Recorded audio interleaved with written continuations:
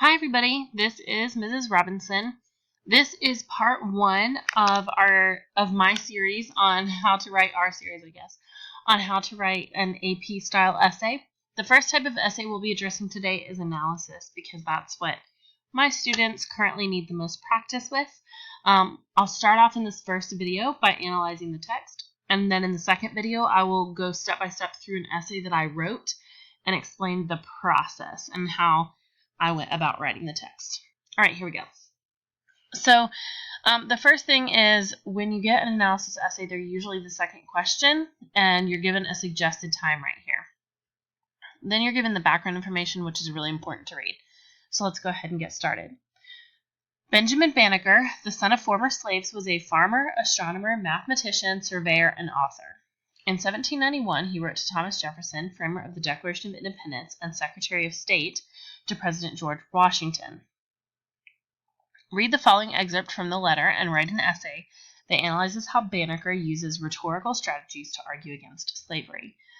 Really quick reminder for my students especially, we're learning rhetorical devices in my class right now, which is great, but if you completely blank out, simply describing in detail what the text is doing is your best option if you cannot think of a rhetorical strategy, but you're describing what the text is doing and why it's effective. So here we go. He starts, "Sir, suffer me to recall to your mind that time in which the arms and tyranny of the British Crown were exerted with every powerful effort in order to reduce you to a state of servitude. Look back, I entreat you, on the variety of dangers to which you were exposed." So here he's, this right here, when you use like arms and tyranny of the British Crown, so the idea of the British Crown, the crown referring to like all of Great Britain, and the arms of Great Britain referring to like the power of the entire country, that is actually a rhetorical device called a synecdoche. And that's when you use a part to refer to the whole, synecdoche. And it should be, my students, it should be in your list.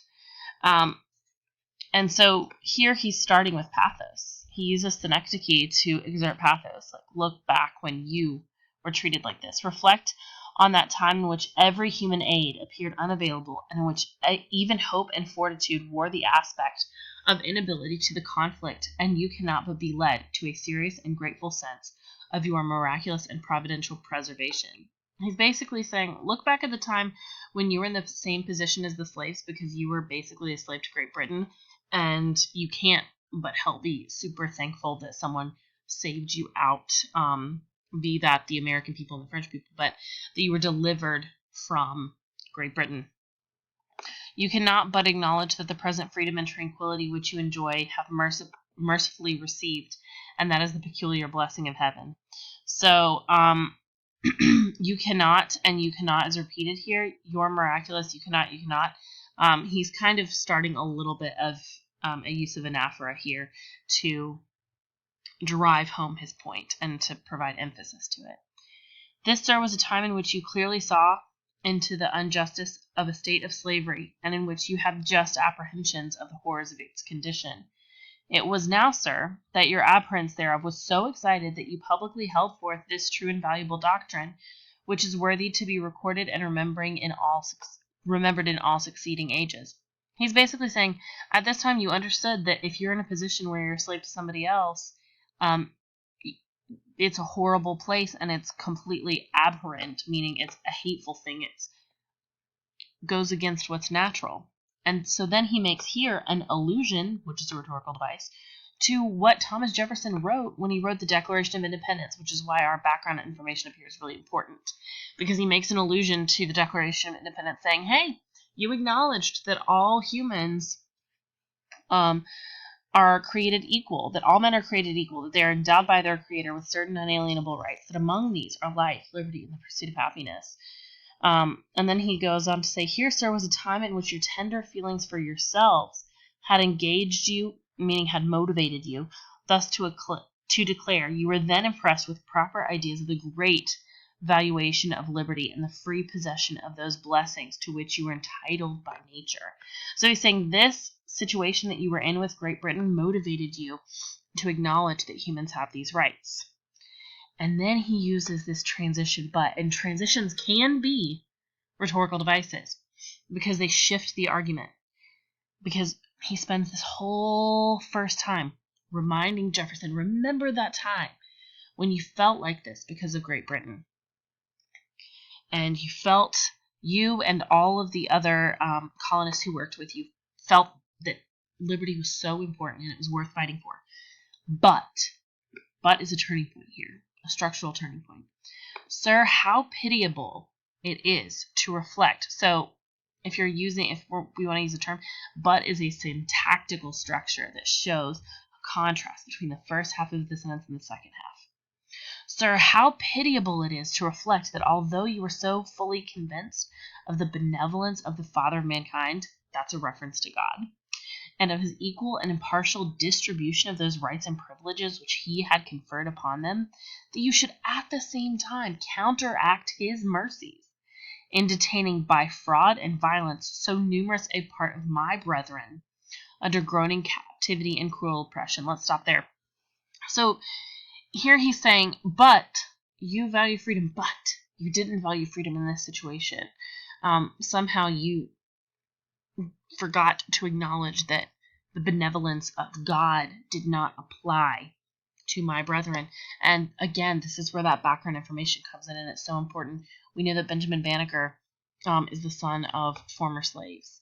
And knowing that, when he says my brethren, he's using ethos. He's using both pathos and ethos here. And honestly, he is using logos. He says, you thought this way, but here you did not let your logic apply. And he's pointing out that Jefferson is not following his logic throughout America. He's not applying that same logic to the slaves. So really, there are three, because he uses words like pitiable and benevolence. Those are pathos. But this structure where he says, you thought this, but then you disagreed with yourself, that's logos. And then here, when he says, my brethren, when Banneker identifies himself with the slaves, he's using ethos to say, hey, I understand what the slaves are going through, because these are my people. These are my brothers. That you should at the same time be found guilty of that most criminal act which you professedly detested in others with respect to yourselves. Again, I would say this is both logic and pathos, logos and pathos, because he's pointing out the fact that Jefferson's support of slavery is illogical. And then at the same time, he is using this really, really strong language, like guilty, criminal act, professedly detested in others with respect to yourselves. So to elicit a feeling of injustice from his reader, his main audience is Jefferson. Sir, I suppose that your knowledge of the situation of my brethren is too extensive to need a recital here.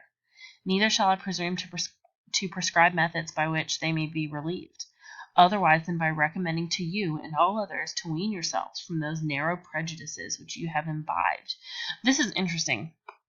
Here he uses a metaphor to wean, so like when babies are getting off milk, or when anyone is kind of getting themselves off of something they're accustomed to, sometimes referred to like weaning yourself off an addiction.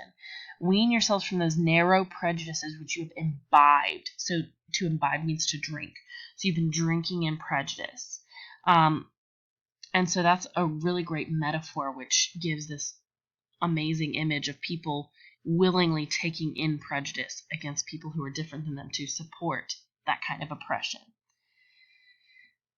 And here, he uses sir. I don't know if you've noticed throughout sir, here, sir, the repetition of the word sir. It's not necessarily an aphorism because it happens in all different places, but repetition of sir to like connote respect, to indicate I do respect you. And he says, I suppose your knowledge of the situation of my brethren is too extensive. He's saying, sir, I know that you know what's going on, so I'm not going to insult your intelligence. This is also respect. Here Banneker is again appealing to the pride of someone in Jefferson's position, but he's also using ethos to make himself seem like a respectful person. And then he uses an allusion to Job, and this is from the Bible. And so he uses the Bible to also build his ethos. Because if the Bible says it, well, again, Christian culture at the time period. Even if you weren't a Christian, it was like part of the culture. Job proposed to his friend. So Job is a man in the Bible who's considered righteous. Put your souls in their soul's stead. Thus shall your hearts be enlarged with kindness and benevolence towards them, and thus shall you need neither the direction of myself nor others in what manner to proceed herein. So basically he's saying, if you listen to the Bible, what Job said in the Bible, you won't need me or anybody else to tell you what to do. You'll know how to do the right thing, which he's implying, and he's doing so very, very subtly. You need to let the slaves free. And again, his subtlety is a rhetorical device. You could point that out. You could say, here's where he alludes to the idea of letting the slaves free, but he never actually says it, because he doesn't. And so then he uses the Bible once again to build ethos, and then he uses words like benevolent towards them, kindness to also elicit pathos. So those are some of the things that I'm noticing in the text as I use it, and I would say that he uses a respectful tone, but also I would say it's a logical tone, it's a respectful tone, it's a pleading tone. Oh, hey, look at that. So that's kind of my initial analysis, and I'll show you the essay that I kind of wrote out of that. I can't write the essay in front of you because I'm limited to 15 minutes per video, but I'll go through it with you. See you on the other side.